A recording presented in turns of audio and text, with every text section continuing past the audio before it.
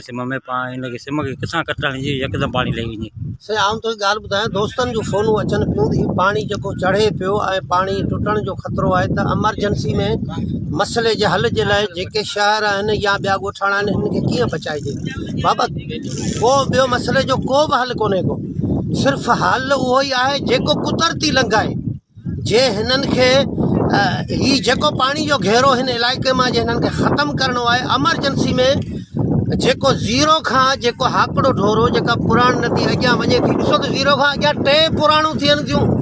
जेको केटी सॾिजे थी केटी बंद पंहिंजो जेको अॻियां सॾिजे थी केटियुनि जा कुबा, उतां खां अॻियां वञे थो वंगे जो पतण आहे, जेको अॻियां 2 वार ढंढ आहे जेका हज़ारनि मैलनि में पई आहे। तंहिंखां पोइ जेको सो अॻियां शकूर ढंढ खां रिण में मसइले जो हल तुर्त आहे इहो बाबा। आउं दावा सां चवां थो, छा उतां कटण जे पाणी छंडिजी वेंदो? छा पाणी आउं लिखी थो ॾियां, उतां कटण 4 ॾींहंनि में पाणी ही सिम तर वठी वञे, ही नवकोट जुडो डिगड़ी टंडो जान मोहम्मद ये सभु पाणी खां आजा न थी वञनि बाबा। तव्हां वणे सां मूंखे सज़ा ॾिनी वञे। बाक़ी ही त हथ सां जेको सो माण्हुनि खे पाणी जी कंहिंखे जेको सो रछाणी कंहिंखे बंदि करे कंहिंखे जेको सो ख़तमु कजे, ही त आवाम खे रछाइण वेठा आहिनि। ही त ज़ुल्म आहे साऊं सिधो। उतां कटण ॾिसो पाणी वञे थो या कोन थो वञे, छा ही बसि आहे इहो सॼो ढंग आहे। बसि इहो सभु माल कमाइण जो। हाणे त मशीनूं हलनि पियूं, ट्रैक्टर हलनि पिया, हल अची विया आहिनि, कटा मिलनि पिया, असांखे चवां कारियूं थैलियूं अचनि पियूं, शाम खां पोइ 2 खीसा भरे सभु को वञे आरामी सुम्ही रहंदो। ही आवाम मरे बचे ॿुॾी वञे, रोज़गार ख़तमु थी वञे। बसि हिननि खे छा आहे, हरणनि वारा बुख मां त शिकार वारा बुख मां त हरणनि जो छा वियो।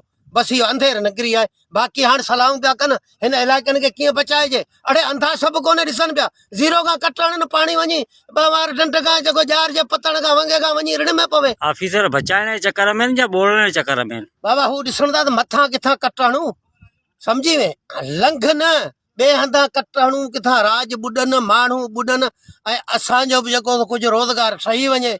सम्झे बाबा, चाढ़ पियो थिए त तव्हां जिथां मसइले जो हल आहे उतां हलो। ऐं दावा सां चवां त ज़ीरो खां खोले रवानो करियो, पाणी सभु किरी वेंदो, ही तर वठी वेंदो।